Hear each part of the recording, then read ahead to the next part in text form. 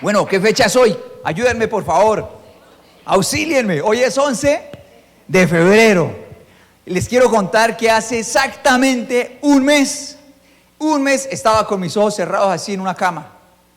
Me habían operado por la tarde y tenía el deber de estar con mis ojos cerrados hasta las 8 de la noche.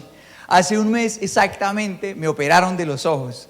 Y bueno, para que todos entremos así como en contexto y arranquemos juntos, sufrí de astigmatismo y miopía desde que nací, desde que era un niño muy pequeño. Entonces por eso rápidamente mis papás lograron darse cuenta de que yo tenía un problema de los ojos. Pues uno cuando tiene astigmatismo o miopía se acerca mucho a las cosas, se pega mucho al televisor, a lo que quiere ver, y pues mi hermano mayor ya tenía ese inconveniente, ese problema, esa enfermedad.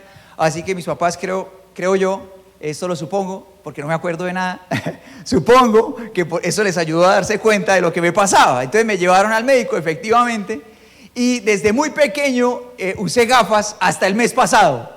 ¿Cómo les parece? Ahora me pongo estas.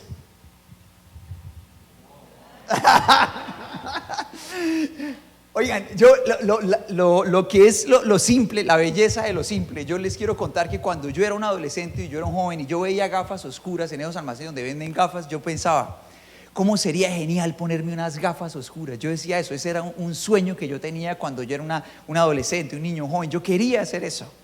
Pude desde hace un mes. Desde hace un mes me las pongo. ¿Cómo te parece eso? Y bueno, y esta aventura de este mes para acá, porque todos mis recuerdos antes del mes de enero de este año han sido con gafas. Hasta hay una anécdota de que cuando era niño y una vez me puse rebelde, estrellé las gafas contra el piso. Eso lo dice mi hermano mayor. No sé si es por hacerme mala fama o es verdad. Lo cierto es que esa historia corre por ahí en la boca de algunos familiares. Yo dudo de eso. Bueno, lo cierto es que vamos a poner todos los celulares en silencio, por favor. Yo tengo un problema y es que a mí los sonidos me distraen muchísimo. Entonces, bueno, yo en medio de toda esta situación y de este mes de recuperación, pues he tenido muchas experiencias. O sea, yo siento que parezco como un bebé. ¿Usted ha visto un bebé cuando se está descubriendo las manos? ¿Cómo se las miran? ¿Se ha visto? Y usted se ha visto un bebé cuando, claro, el niño cuando es pequeñito pues está desarrollando su sistema visual, y entonces un niño cuando entra a un lugar él mira todo. ¿Se ha visto? Su cabecita como que mira todo, mira la luz. Así soy yo. Yo entro a un almacén y miro la luz, miro las luces, miro las rayas, miro las letras. Parezco un niño de primero, todo lo quiero leer. Extintor, todo lo quiero leer. Así soy, como un niño, así tal cual, curioso, mirando todo. Y como que la experiencia en este mes, pues de ver como que mi cerebro va entendiendo lo que pasó con mis ojos, es un caso. O sea, como que cada vez como que las cosas se enfocan mejor. Son como 6 meses después de la cirugía que todo eso va cambiando. Y eso me ha llevado a mí a muchas cosas, pero básicamente quiero compartirte 2. Una es ser agradecido y la otra es aprender muchas cosas, muchas lecciones. Ha habido muchas enseñanzas en medio de este tiempo, y una de esas lecciones surgió a partir de una pregunta que me hizo mi esposa. Mi esposa un día me preguntó, ¿y por qué no hiciste esto antes? ¿Por qué no buscaste la forma de operarte antes? ¿O por qué no lo hicimos antes? ¿Por qué no pasó? Y yo quise darle una respuesta, pero la verdad es que cuando ella me preguntó eso, yo no la tenía. Yo no tenía una respuesta para eso. Entonces, ¿qué me tocó hacer? Empezar a recapitular mi vida, y entonces empecé a pensar en voz alta para intentar con ella encontrar la respuesta a esa pregunta. Y entonces yo le dije a ella, yo me acuerdo que cuando yo era un niño, un adolescente, mis papás le preguntaron a un oftalmólogo si eso era operable, y el médico dijo que sí se podía operar, pero necesitaba esperar a que fuera un adulto. Y pues en ese orden de ideas, esa cirugía quedaría para esa etapa en la que yo pues ya fuera una persona independiente, quedaría en mis manos. Y de esa manera pasaron los años, y pues iba a una nueva cita para renovar esa fórmula para los ojos, y luego a otra, y de esa forma terminé el bachillerato, y luego terminé la universidad, y después me casé, y no sé por qué no lo hice. Y le dije a mi esposa, no lo sé. Me acostumbré a estar enfermo. ¿Sí están conmigo todos? Me acostumbré a estar enfermo. Y en medio de pensar en eso, el Señor me llevaba a un momento de su vida en el que Él llega a un lugar desolador, un lugar muy triste. Era un estanque que se llamaba Betesda, un estanque que era como una piscina. O sea, si alguien se lanzaba allá de clavado, ¿cuánto le gusta lanzarse de clavado al agua? O de bomba para sacar agua y mojar al resto. No, ya eso es un mal pensamiento. Bueno, botarse allá de clavado era un estanque en el que uno podía nadar, se podía lanzar uno allí. Y el estanque tenía 5 pórticos, podría ser un lugar bonito, hasta tenía un buen nombre, pero ese lugar realmente era un lugar muy triste, porque en ese lugar había, dice la palabra de Dios, una multitud de enfermos. Había gente coja, ciega, paralítica, y bueno, sabe Dios con cuántas más enfermedades en ese lugar. Estaban allí a la expectativa, ¿por qué? Porque había algo que pasaba misteriosamente y milagrosamente también, y era que de vez en cuando se movía el agua. Sucedía que se movía el agua, y la palabra de Dios dice, sin darnos mayores explicaciones, que el Señor derramaba ahí una gotica de gracia, y milagrosamente, sin importar quién fuera, a veces se movía el agua, y de pronto el que caía al agua primero era sano. No sé por qué misteriosamente, la palabra no se molesta en explicárnoslo, solamente eso sucedía, y eso hacía que muchas personas se reunieran alrededor de ese estanque. Dice la palabra de Dios que literalmente era una multitud de personas enfermas. Y te voy a invitar a que leas conmigo lo que sigue pasando. Esto está en Juan capítulo 5, y vamos a leer lo que dice la palabra de Dios en el versículo 5. ¿Listo? Te pido que leas en voz alta conmigo el versículo 5. Dice la palabra de Dios así, leamos juntos. Dice, uno de ellos era un hombre que hacía ¿cuántos años? Di conmigo la cifra, por favor. ¿Cuántos años? 38 años que estaba enfermo. Dice, cuando Jesús lo vio y supo que hacía tanto que padecía la enfermedad, le preguntó. ¿Cómo le preguntó? ¿Te gustaría recuperar la salud? ¿Qué esperaríamos que respondiera? Que sí, sí o no. Que sí, claro. Pero mira lo que dice. Dice, es que no puedo, Señor, contestó el enfermo, porque no tengo nadie que me meta en el estanque cuando se agita el agua. Siempre que pasa, alguien entra antes que yo. Y pues claramente su situación debía ser muy difícil. Él no era una persona sorda que de pronto por lo menos tenía la capacidad de mover sus piernas y sus brazos y meterse al agua. Él era un paralítico, claro, era difícil seguramente para otros enfermos. Era más fácil buscar el agua y entrar primero a ese lugar.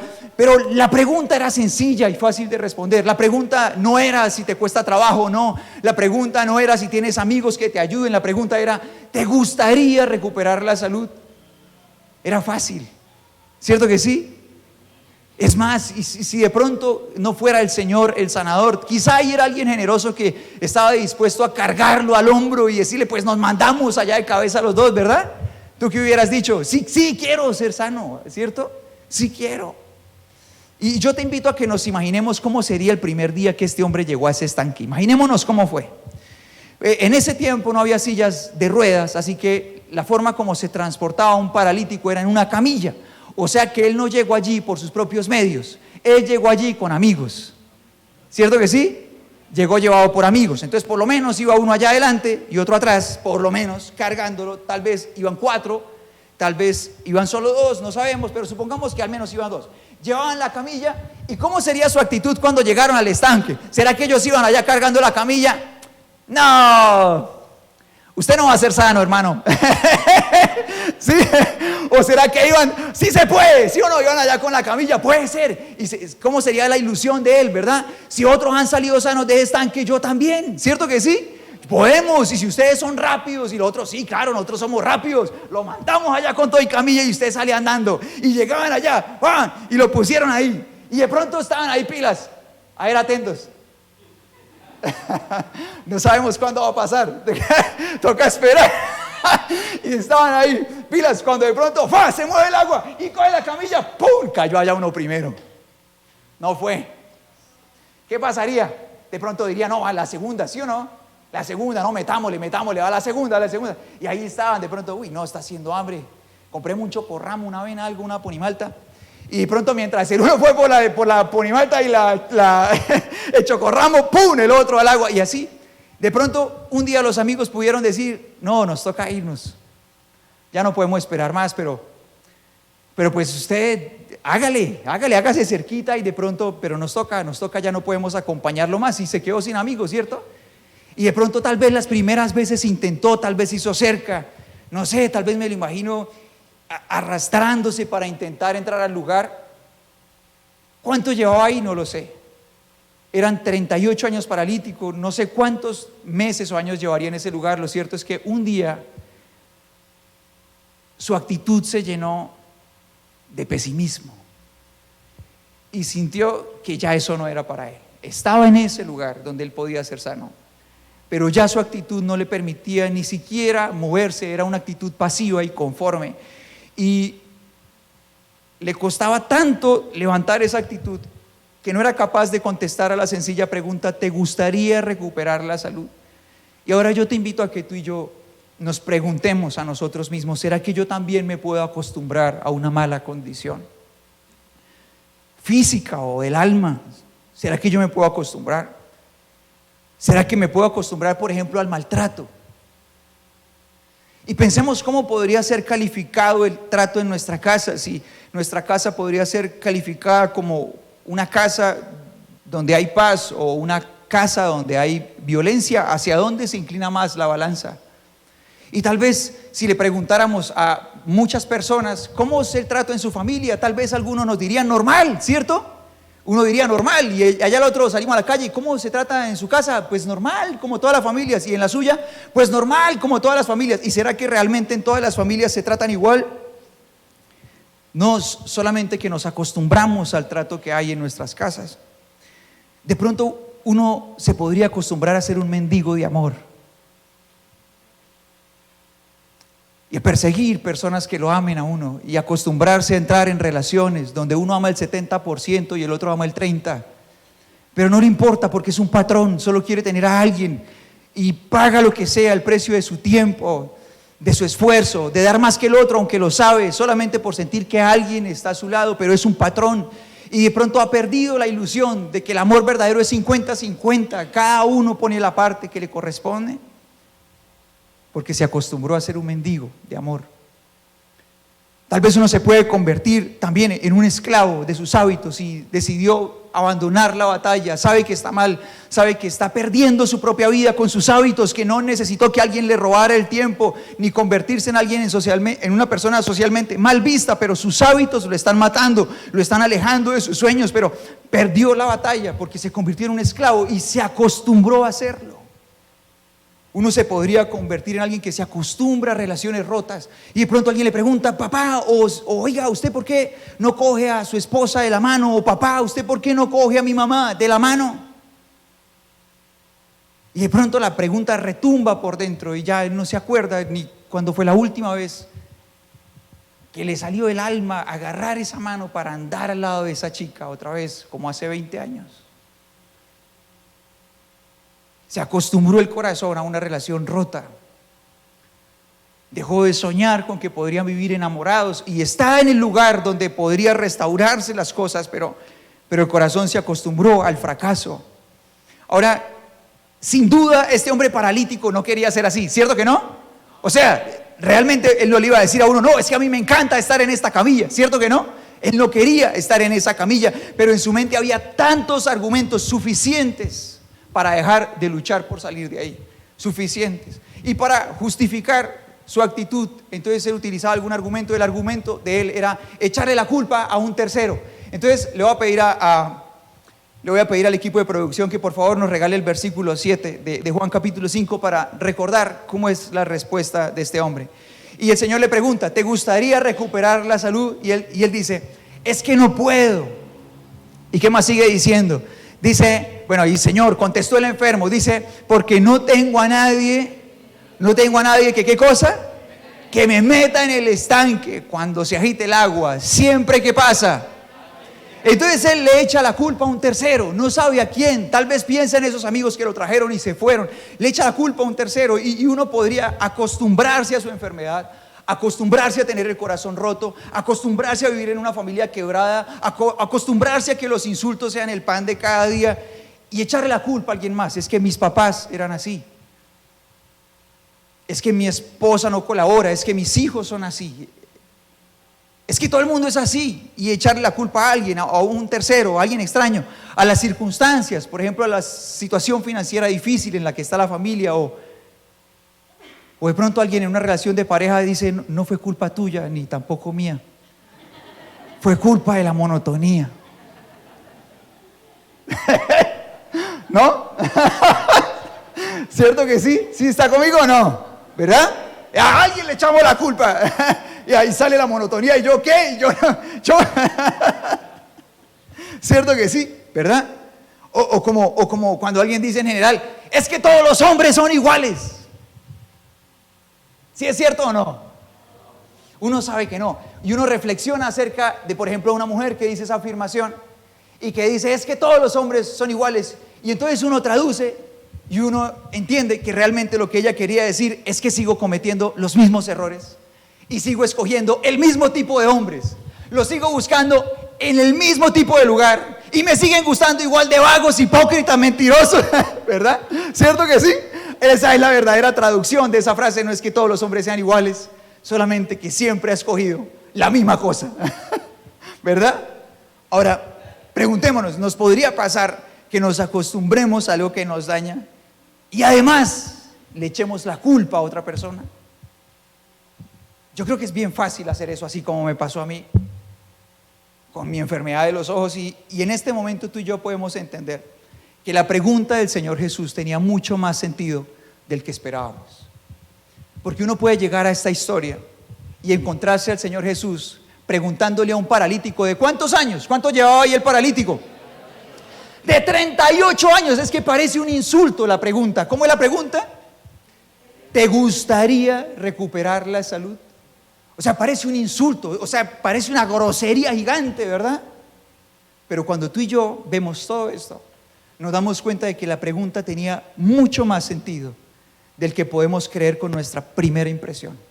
Y nos damos cuenta de que uno muchas veces puede responder de acuerdo a sus ideales. Y el ideal a uno le dice, sí, yo quisiera recuperar esto o aquello. Pero la pregunta es, ¿en serio quieres hacerlo? ¿En serio te gustaría o es solamente lo que sabes que es correcto? Claro, todo el mundo quisiera tener una familia feliz, pero ¿en serio te gustaría recuperarla? Claro, todo el mundo quiere tener un matrimonio feliz, pero ¿en serio estás dispuesto a recuperarlo? O sea, claro, todo el mundo quiere tener un corazón apasionado por Dios, pero ¿en serio estás dispuesto a recuperar esa pasión? ¿En serio? Y la pregunta a veces parece un insulto, pero es absolutamente necesaria. Y tal vez esta fue la pregunta para él, pero tal vez la pregunta para una persona es, ¿te gustaría recuperar a tu familia? Y de pronto la persona a la que se le hace la pregunta, ¿te gustaría recuperar tu familia, tu matrimonio? Está ya en su camilla, me dan ganas hasta de acostarme para hacer la camilla, pero tengo toda la intención. De hecho, cuando estaba pensando en la palabra, lo pensé, de pronto no me ven, pero yo voy a hacerlo de la camilla, no me aguanto. Entonces estoy en la camilla, está en la camilla y le preguntan, no puedo tener las piernas cruzadas porque es cierto, no puedo. Bueno, ¿te gustaría recuperar tu familia? Y de pronto había acostado, sí, Señor, restaura mi familia.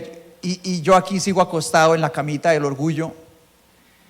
No estoy dispuesto a perdonar a esa señora que no me habla bien hace como 5 años, pero restaura mi familia, Señor. O de pronto la pregunta para otro es, ¿te gustaría recuperar tu bienestar emocional? Y ahí en la camilla, sí, Señor, a mí me gustaría recuperar mi bienestar emocional. Lo único es que siempre me han salido puras diablas, Señor. Pero la verdad que sí, me gustaría que tú me trajeras a una chica perfecta que te ame con toda pasión. Yo por acá seguiré buscando en un lugar y otro, pero pues cuando se dé, yo espero acá en mi camilla de mis pasiones, acá en mi camilla de mi manera de crear mis relaciones. De pronto la pregunta para otra persona es, ¿te gustaría tener una mente pura? Entonces, ¿te gustaría recuperar esa mente? Pues como cuando eras un niño, que dejes de tener esos pensamientos que te llevan a tomar malas decisiones. Sí, Señor. me gustaría que tú me regalaras de un momento a otro, así como un clic, la mente pura, pero pues yo mientras tanto seguiré visitando las mismas páginas y los mismos perfiles en Instagram, Facebook, Twitter. Yo seguiré navegando por ahí esperando que tú seas el que sane y haga todo el cuento acá para yo poder salir de esta camilla, ¿no? Entonces uno puede tener el ideal, y este hombre estaba tendido ya en su camilla 38 años, ¿no? Y la orden que el Señor le da a este hombre, a ver, pidámosle a producción que nos regale allá Juan capítulo 5, por favor. Producción se quedó mirándome acá botado. Versículo 8, y dice, Jesús le dijo, por favor lea eso con pasión, lee eso con pasión, con todo el corazón. Jesús le dijo, toma tu camilla. Y yo me imagino a este hombre, ¿verdad? 38 años escuchando esta palabra. El Señor le dice, ponte de pie, toma tu camilla. Y dice la palabra, ¿qué pasó? Dice, al instante el hombre quedó sano, enrolló su camilla y comenzó a andar. Y ahora yo quiero que tú y yo pensemos en esto, porque el Señor quiere poner a andar a una familia que está rota también. Y tal vez una persona se ha acostado ahí en esa cama del orgullo durante 20, 10, 15 años, y ahí está esperando que el Señor le haga el milagro, y todo lo que hace falta es que esa persona se ponga de pie y agarre ese orgullo y deje de ser cargado por el orgullo y empiece a controlarlo él y empiece a andar. El Señor puede restaurar un hogar que está herido. El Señor puede traer libertad a un corazón que está oprimido. Lo que pasa es que uno no puede esperar que el Señor libere su corazón si uno sigue haciendo siempre las mismas cosas que hace. ¿Cómo va a obtener resultados diferentes si hace siempre lo mismo? Y entonces, claro, yo quiero encontrar la mujer ideal o el hombre ideal para mí, pero si yo sigo construyendo mis relaciones emocionales de la manera en que lo he hecho toda mi vida, nunca más lo voy a hacer. ¿Qué hay que hacer? Recoger esa manera en la que uno ha construido sus relaciones toda la vida, recoger eso y empezar a andar siguiendo al Señor Jesús. Empezar a moverse, cargar la camilla y salir de ahí, de esa zona de estar acomodado y acostado. Y la pregunta cobra todo el sentido del mundo, y el Señor le dice a este hombre, ponte de pie, toma tu camilla y anda. Ahora la pregunta es, el Señor, ¿qué te dice a ti que hagas? ¿Qué me dice a mí que haga? Y de pronto alguien puede decir, no lo sé. No lo sé. Pues estás en el lugar correcto, pero necesitas tener una vida de conexión con Dios. Necesitas conocer su palabra para que Él te hable. Necesitas también estar plantado en la casa de Dios. No venir por allá ocasionalmente, como cuando haya el hueco, sino desarrollar realmente una pasión y, como dice la palabra de Dios, echar raíces en la casa de Dios. O sea, que a ti no te pueda arrancar de la casa de Dios la pereza, no te pueda arrancar un plan por allá divertido que alguien te propuso, no te pueda arrancar por allá un conflicto emocional, nada te puede arrancar de la casa de Dios. Tenga raíces tan hondas que sea imposible sacarte de tu conexión con Dios. ¿Sí están conmigo o no? De esa forma, plantado para que tú conozcas la palabra de Dios. Pero además de eso, necesitamos escuchar a personas que tengan la palabra de Dios en su corazón. Porque cuando uno quiere pararse de la camilla y cambiar, lo primero que uno se encuentra muchas veces son amigos del estanque. Gente que quisiera verlo a uno allá botado otros 38 años más. Entonces la palabra del Señor dice esto. Mira lo que dice el versículo 10. Léelo conmigo en voz alta. Dice la palabra de Dios así. Dice, así que los líderes judíos protestaron. Dice, le dijeron al hombre que había sido sanado. ¿Qué le dijeron? No puedes trabajar el día de descanso. La ley no te permite cargar esa camilla. Dice, pero él respondió, el hombre que me sanó me dijo, toma tu camilla y ¿qué cosa? Y anda. Dice, ¿quién te dijo semejante cosa? Le exigieron. Dice, el hombre no sabía, porque Jesús había desaparecido entre la multitud. Y esos hombres, ¿qué le estaban diciendo al hombre que había sido sano 38 años? ¿Qué le decían? ¡Felicitaciones! ¿Qué le estaban diciendo? ¡Qué emoción! ¡Uy, este tipo está caminando! ¿Qué le decían? ¿Qué le decían? No puedes trabajar. ¿Qué le decían? No puedes trabajar. Podemos poner el versículo 10. Voy a pedirle a la producción que nos regale el versículo 10, por favor. Y ellos le dicen, no puedes, más adelante, por favor, dice, no puedes trabajar el día de descanso. Y le pido a producción que lo dejemos ahí. Dice, no puedes trabajar el día de descanso, la ley no te permite cargar esa camilla. Las personas que le están hablando a este hombre son personas que eran un referente para muchos, eran personas muy influyentes para él y que aparentemente procurarían su bienestar. Eran líderes religiosos que le estaban diciendo, no puedes trabajar el día de descanso. ¿Eso era verdad? ¿Sí es verdad que no se podía trabajar el día de descanso? Sí era verdad. Había un mandato explícito del Señor y es un mandato que nos ocupa a nosotros también, y es que el tiempo de Dios es innegociable, el tiempo de Dios es de Dios, y que uno no puede convertir su trabajo en su Dios como para decirle al Señor, estoy trabajando, no puedo parar, no tengo tiempo para ti. Entonces había un mandamiento y había un día específico. Ya hoy nosotros no dependemos de un día específico, pero sí debemos darle el primer lugar siempre a Dios. El mandato para ellos era guardar ese día de descanso y no podían trabajar, pero luego dice, la ley no te permite cargar esa camilla. ¿Eso es verdad o es mentira? Eso es mentira. La ley decía era que una persona no podía desempeñar su actividad laboral el día de descanso. O sea, ese hombre no estaba abriendo un negocio, ni una empresa, ni estaba vendiendo empanadas con ají. Ese hombre estaba cargando la camilla que lo tuvo esclavo 38 años. Él no ganaba dinero con eso. Era un testimonio de libertad y de vida. ¿Qué era lo que pasaba? Que los judíos se encargaron de inventarse un montón de mandamientos alrededor de ese para salir con una cosa como esta. La ley no le impedía a este hombre cargar su camilla, lo que le impedía era desempeñar su actividad laboral. ¿Sí está conmigo o no? De la misma forma, cuando tú quieras hacer un cambio en tu vida, te pueden aparecer personas de tu propia familia, de influencia para ti, que quieran impedir que tú hagas ese cambio. Que te diga, pero usted se enloqueció, ¿qué le pasa? No lo haga. Y que quieran intentar detener todos los cambios buenos que el Señor quiera llevarte a vivir en tu propia vida. ¿Y cómo se vacuna uno contra eso? ¿Cómo uno reconoce si realmente eso que le están diciendo es verdad, es sabio o no, es Dios quien se lo dice o no? ¿Cómo conoce uno eso? Conociendo realmente la palabra de Dios. De esa manera. Ahora es muy impresionante cómo el Señor busca a este hombre justamente para rescatar su alma y que no pudieran estas personas robarle lo que había en su corazón. Y luego más adelante la palabra del Señor dice en el versículo 14, te pido que lo leas conmigo. Dice, pero después Jesús, ¿qué pasó? Lo encontró en el templo.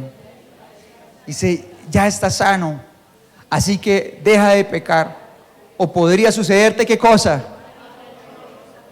Algo mucho peor. Algo mucho peor. Y el Señor lo que le está diciendo es, deja todas esas viejas costumbres y ahora toma unas nuevas costumbres. Antes estabas acostumbrado a pecar, deja de hacerlo. Si no quieres volver a ese estanque y vivir una vida peor de la que traías, adopta nuevas costumbres. Y quiero contarte algo más acerca de este proceso. Al día siguiente, el mismo día de la cirugía, apenas me operaron. El doctor me esperó en su consultorio para examinar cómo había quedado todo, pues con unos equipos y mirar si todo había funcionado bien. Me examinaron y apenas terminó el examen, pues empezó a darme pues las indicaciones de cuidado. Y una de las indicaciones era que durante los próximos meses debía usar unas gotas que me debía aplicar en los ojos cada hora. ¿Quién se ha aplicado gotas en los ojos? Alce la mano. Qué cosa tan horrible, ¿cierto que sí? Es feísimo aplicarse gotas. Y cuando el doctor estaba mirando, mi esposa estaba ahí conmigo y entonces la miraba era ella para decirle eso, como diciéndole, no lo vaya a dejar escapar jamás. Atrápelo y échele esas gotas, póngale el pie en el cuello y échele las gotas. O sea, la mirada era ella, no me decía a mí, le decía era ella y le entregaba las gotas y le decía cada hora. Y yo miraba al doctor y yo decía dentro de mí, cada hora, una gota en el ojo. Me parecía terrible echarme una gota en el ojo cada hora. O sea, me parecía una locura. Y me decía durante 2 meses, 2 meses, cada hora, pim, pim. Una hora, pin, pin, y pum, pum, en el ojo. Y cómo es uno, o sea, con sus ojos es tan incómodo. Él decía que de la aplicación correcta de esas hojas, de esas gotas, dependía parte muy importante de mi recuperación. ¿Qué pensarías tú de mí si al salir de ahí no me hubiera echado las gotas porque sencillamente me parecía incómodo empezar a echarme esas gotas? ¿Qué pensarías de mí? Diga todos esos adjetivos que pensó. Irresponsable, ¿cierto? ¿Cierto que sí? Por lo menos cada vez, ¿cierto? Por lo menos, no, tampoco se ponga pesado, tampoco, pero por lo menos irresponsable, ¿cierto que sí? Irresponsable, descuidado también. ¿Qué más? Bueno, no nos demos cuerda. Bueno, pero todo eso cabría, ¿verdad? Ahora, ¿qué puede pensar Dios de una persona a la que Él le dice lo que tiene que hacer para abandonar su esclavitud, su costumbre, su camilla, pero no lo hace? Y apenas pude abrir los ojos a las 8 de la noche de ese 11 de enero, empecé a echarme las gotas cada hora. Las primeras fueron tortuosas, las primeras incluso ardían un poco.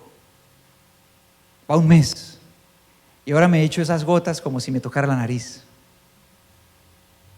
Y cuando veo lo que el Señor me ha permitido recuperar en mi visión, digo gracias al Señor por todo, y gracias al Señor por esa costumbre de echarme esas gotas por mi propio bienestar.